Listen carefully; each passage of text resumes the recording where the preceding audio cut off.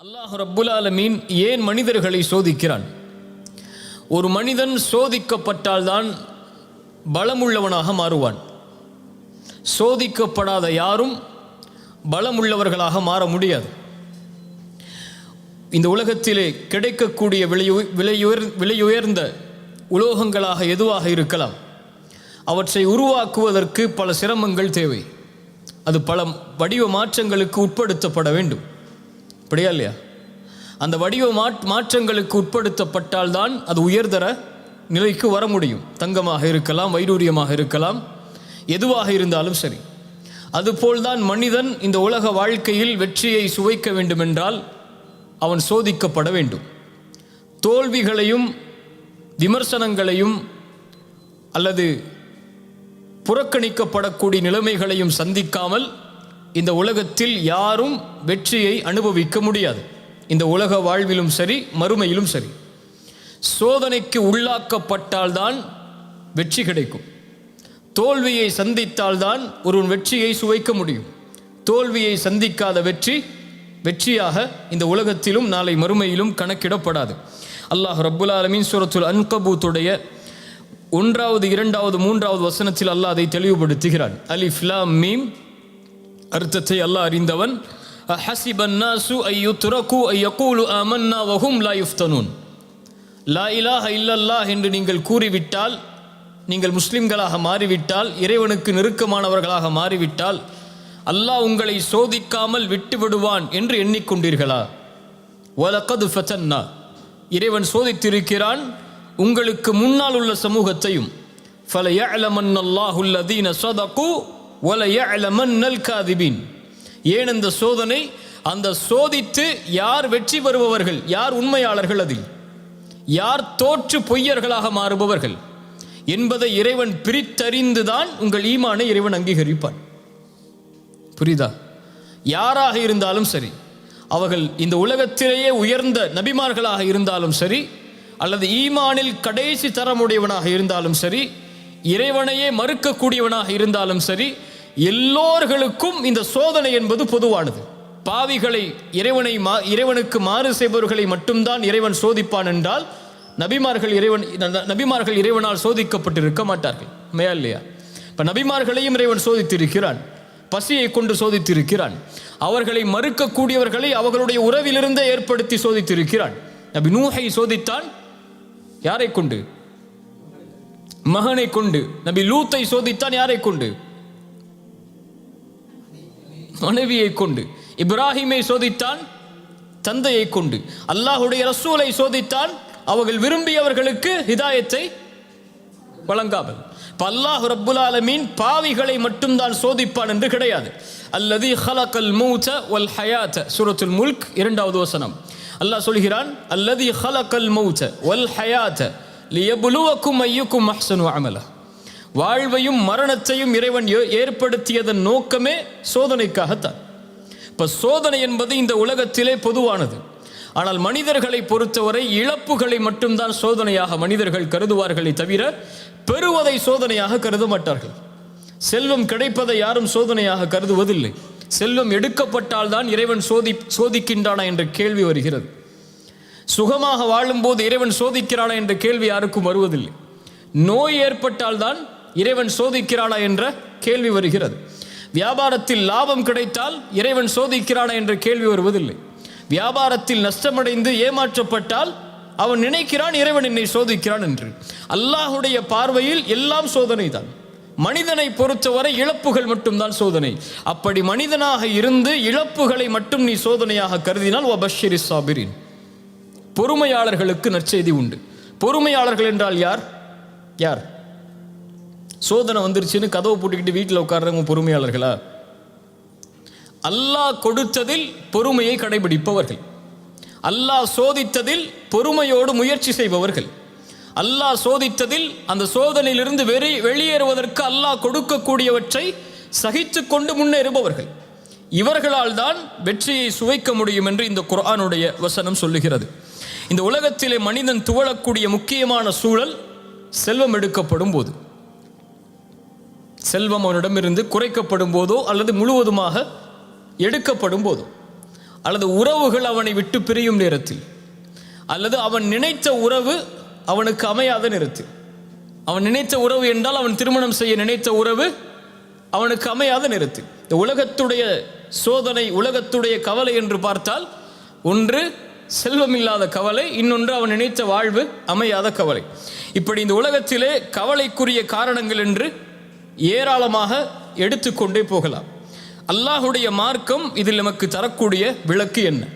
ரசூலுல்லாஹி ஸல்லல்லாஹு அலைஹி வஸல்லம் சொன்னார்கள், ஃபைன் அஸாபக ஷைஉன், உனக்கு ஏதாவது ஒரு சோதனை ஏற்பட்டால், ஃபலா தகுல் லவ் அன்னி ஃபஅல்து கதா வ கதா, நான் அப்படி செய்திருந்தால் நடந்திருக்காது, நான் இப்படி செய்திருந்தால் நடந்திருக்காது என்று சொல்லாது.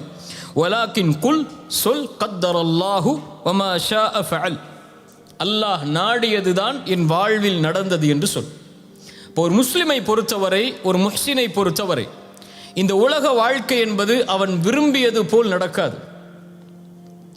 அல்லாஹ் விதித்ததின்படி தான் அவனுடைய வாழ்வு இருக்கும். திரும்ப சொல்றேன், ஒரு முஸ்லிமை பொறுத்தவரை அவன் விரும்பியது நடக்காது.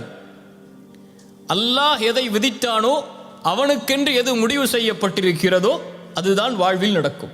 அதனால் இந்த உலகத்தில் ஒரு முஹ்சினை பொறுத்தவரை எது அவனிடத்திலிருந்து எடுக்கப்பட்டாலும், எது அவன் விரும்பியது நடக்காவிட்டாலும், அவன் தேடிய உறவு கைகூடாவிட்டாலும், அவனை பொறுத்தவரை அவன் மனதில் நினைப்பது, இது அல்லாஹுடைய நாட்டத்தில் உள்ளது. என் இறைவன் எனக்கு எப்போதும் நலவைத்தான் நாடி இருப்பான். எனக்கு அநீதம் செய்பவன் இறைவன் அல்ல, எனக்கு நலவு செய்பவன் தான் என் இறைவன்.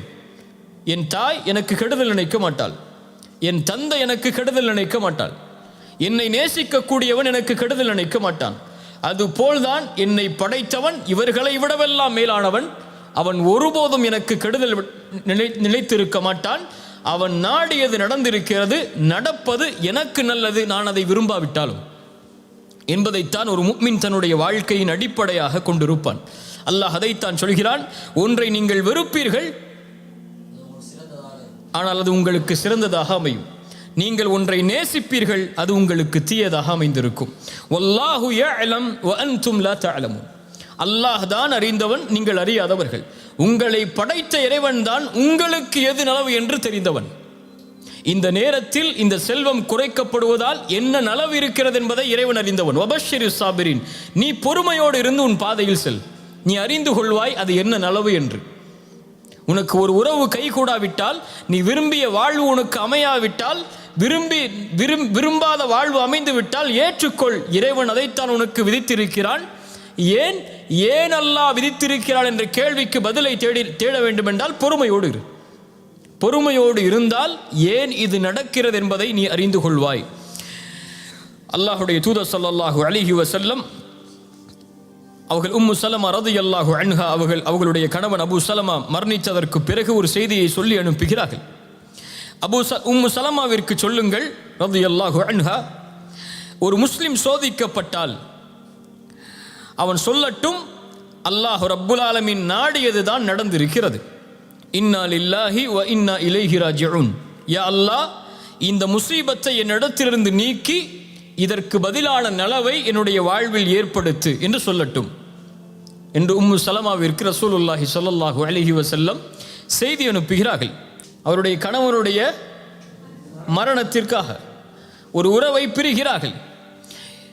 என்ன சொல்லுகிறார்கள்? யா அல்லாஹ் எனக்கு சிறந்ததை கொடு என்று கேட்க சொல்லுகிறார்கள். உம்மு சலமா அறிவாளி, உடனே சொன்னார்கள், அபூ சலமாவை விட சிறந்த கணவரை அல்லாஹ் எனக்கு கொடுப்பாடா என்று. என்ன கேட்டார்கள்? அபூ சலமாவை விட சிறந்த கணவரை இறைவனுக்கு கொடுக்க முடியுமா என்று. அல்லாஹ் ரப்புல் ஆலமீன் அந்த கேள்விக்கு பதிலாக அல்லாஹுடைய ரசூலை கொடுத்தான். ரசூலை விட அபூ சலமா பெரியவர் அல்ல, சிறந்தவராக இருக்கவும் முடியாது. ரசூலுல்லாஹி ஸல்லல்லாஹு அலைஹி வஸல்லம் அவர்களை அல்லாஹ் ரப்புல் ஆலமீன் திருமணம் முடித்து கொடுத்தான். இந்த உலக வாழ்வு இப்படித்தான். ஃபஇன்ன மஅல் உஸ்ரி யுஸ்ரன் இன்ன மஅல் உஸ்ரி யுஸ்ரா, சிரமத்தோடு இன்பம் என்பதும் சேர்ந்து வரும், சிரமத்தோடு இன்பம் என்பதும் சேர்ந்து வரும். இப்னு அப்பாஸ் சொன்னார்கள் ரலியல்லாஹு அன்ஹு, இந்த வசனத்திற்கு விளக்கமாக சூரத்து ஷரஹ்ல வரக்கூடிய இந்த வசனத்திற்கு அல்லாஹ் ரப்புல் ஆலமீன் பஅத் என்ற வார்த்தையை பயன்படுத்தவில்லை, மஅ என்ற வார்த்தையை அல்லாஹ் பயன்படுத்தி இருக்கிறான். அல்ஹம்துலில்லாஹ். பஅத் என்றால் சிரமத்திற்கு பிறகு இன்பம் வரும், ஆனால் அல்லாஹ் சொல்லுவது சிரமத்தோடு இன்பம் வரும். சிரமம் வந்தால் அதன் தொடர்ச்சி அடுத்து இன்பம்தான். நீ பொறுமையாக சகிக்க வேண்டியது அந்த சிரமத்தை தான். இருள் இருக்கிறது என்றால் நீ கழிக்க வேண்டியது அந்த இருளைத்தான். வெளிச்சம் மறுநாள் காலையில் இருக்கிறது. நீ கவலையில் இருளாகிவிட்டது என்று நினைத்தால் வெளிச்சத்தை பார்க்க முடியாது. இதைத்தான் அல்லாஹ் ரப்புல் ஆலமீன் நபிமார்களுக்கும் பாடமாக புகட்டினான். சூரா யூசுஃபுடைய 110வது வசனத்தில் அல்லாஹ் சொல்கிறான், ஹத்தா இதஸ்தைஅஸர் ருசுலு வதன்னு அன்னஹும் கத் குதிபு. நபிமார்கள் அழைப்பு பணி செய்கிறார்கள். நபி நூஹ் அழைப்பு பணி செய்கிறார். இறைவனின் பக்கம் மக்களை அழைத்துக் கொண்டே இருக்கிறார். ஆனால் மக்கள் எல்லோரும் அவர்களை வெறுக்கிறார்கள், புறக்கணிக்கிறார்கள், பொய்யர் என்கிறார்கள், சூனியக்காரர் என்கிறார்கள். என்ன நினைத்து கொண்டார்கள் நபிமார்கள்? இனிமேல் நம்மை யாரும் நம்பிக்கை கொள்ளக்கூடியவர்கள் உருவாக மாட்டார்கள் என்று நினைக்கும் போதுதான் ஜாஅஹும் நஸ்ருனா, அல்லாஹ் அவர்களுக்கு உதவி செய்வான். அல்லாஹ் அவர்களை அதுவரை அந்த நம்பிக்கையின்மையை அல்லாஹ் ஏற்படுத்தி கொண்டே இருப்பான். அந்த நம்பிக்கையின்மை ஏற்பட்டு முடிந்தது என்று நினைக்கும் போது அல்லாஹ் உதவி செய்வான். ஜாஅஹும் நஸ்ருனா. அதனால் அல்லாஹ் ரப்புல் ஆலமீன் ஒரு முஃமினுக்கு சொல்லக்கூடியது, செல்னி சோதனை வந்தால் துவண்டு உட்காராது, சிரமம் வந்தால் உன்னை அழித்துக் கொள்ளாது. ஏன்? ஒரு முஹ்சின் அப்படி இருக்க மாட்டான். இஹ்சானுக்கும் இதுக்கு என்ன சம்பந்தம்? நீ உள்ளே யோசிச்சிங்கல்ல, இஹ்சானுக்கும் இதுக்கும் என்ன சம்பந்தம் என்று சூரத்துல் அன்கபூத் சொல்கிற 69வது வசனத்தில், வல்லதீன ஜாஹது ஃபீனா லனஹ்தியன்னஹும் சுப்லனா வ இன்னல்லாஹ லமஅல் முஹ்சினீன்.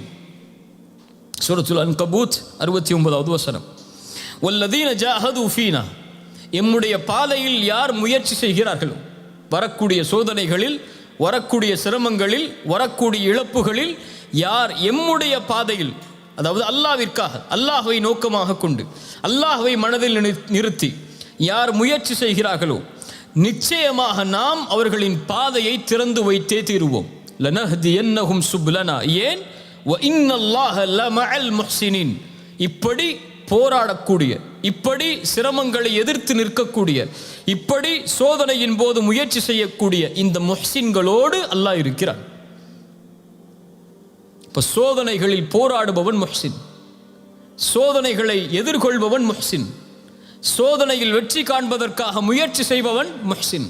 அவன் மனதில் நினைப்பது அல்லாஹுடைய நாட்டம் நடந்திருக்கிறது. ஒவ்வொன்றிற்கும் ஒரு காலம் உண்டு. அந்த காலம் வரும் வரை அவன் காத்திருந்துதான் ஆக வேண்டும். இதுதான் உலகம் சொல்லக்கூடிய பாடம். ஒரு மரம் மரமாக வேண்டுமென்றால் அதற்கென்று ஒரு காலம் இருக்கிறது. ஒரு கட்டிடம் கட்டிடமாக உருவாக வேண்டுமென்றால் அதற்கென்று ஒரு காலம் இருக்கிறது. இந்த உலகத்திலே ஒவ்வொன்றுக்கும் ஒரு காலம் இருக்கிறது. அந்த காலம் வரும் வரை பொறுமையோடு இருந்து முயற்சி செய்பவர்கள் வெற்றி பெறுவார்கள். இன்றே நடக்க வேண்டும் என்று நினைப்பவர்கள் கவலையையும் துன்பத்தையும் தன்னுடைய வாழ்வில் இணைத்து கொண்டே நகர்ந்து கொண்டிருப்பார்கள். காலம் வரும் வரை முயற்சியை கைவிடாமல் யார் முயற்சி செய்கிறார்களோ அவர்களுக்கு அல்லாஹ் ரப்புல் ஆலமீன் உதவி செய்து கொண்டே இருப்பான். இப்போ மனிதனாக பிறந்தவன் முயற்சி செய்து கொண்டே இருப்பான். துவண்டு உட்காருவது மனிதனுடைய குணமல்ல. அவனுக்கு முடியும் வரை அவன் போராடி கொண்டே இருப்பான். அவனுடைய காலம் வரும் வரை அவன் காத்து கொண்டே இருப்பான். சிலருக்கு 25 வயசில் அவங்களுடைய வாழ்க்கை அமைஞ்சிருக்கும். சிலருக்கு 30 வயசில் தான் அமையும்னா 30 வயசு வரை அவன் காத்திருந்து தான் ஆகணும். அப்படியே இல்லையா? 40 வயசில் தான் அமையும்னா 40 வயசு வரைக்கும் காத்திருந்து தான் ஆகணும். இப்போ காத்திருக்கக்கூடிய நேரத்தில் யார் அவசரப்பட்டு இன்று ஏன் எனக்கு அவனை போன்ற வாழ்க்கை இல்லை, இன்று ஏன் எனக்கு அவருடைய வாழ்வை போன்ற வாழ்க்கை இல்லை என்று நினைத்தால் அவன் என்ன ஆவான்?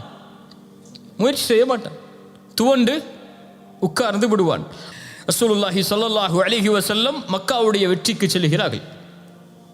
மக்காவுடைய வெற்றிக்கு ரசூலுல்லாஹி ஸல்லல்லாஹு அலைஹி வஸல்லம் செல்லுவதற்கு எத்தனை ஆண்டுகளாய் ஆனது? ரசூலுல்லாஹி ஸல்லல்லாஹு அலைஹி வஸல்லமுடைய 11 வருஷ மக்காவுடைய வாழ்க்கை, அதன் பிறகு நடந்த மதீனாவுடைய வாழ்க்கை, அத்துணை ஆண்டுகள் தேவைப்பட்டது மக்காவுடைய வெற்றிக்கு. ஒரு நபிக்கு அல்லாஹ் மக்காவிலேயே வெற்றியை கொடுத்திருக்கலாம், மதீனாவிற்கு அழைத்து செல்லாமல். ஏன் மதீனாவிற்கு அழைத்து செல்ல வேண்டும்? ஏன் அத்துணை போர்க்களங்களை சந்திக்க வேண்டும்? ஏன் அத்துணை இழப்புகளை அல்லாஹுடைய தூதர் சந்திக்க வேண்டும்? இப்போ ஒரு வெற்றி என்பது இழப்புகளுக்கும் சோதனைகளுக்கும் பிரச்சனைகளுக்கும் விமர்சனங்களுக்கும் புறக்கணிக்கப்படுவதற்கு பிறகுதான் நடக்கும் என்பதை நபிக்கு அல்லாஹ் உணர்த்தும் போது நாம் யார்?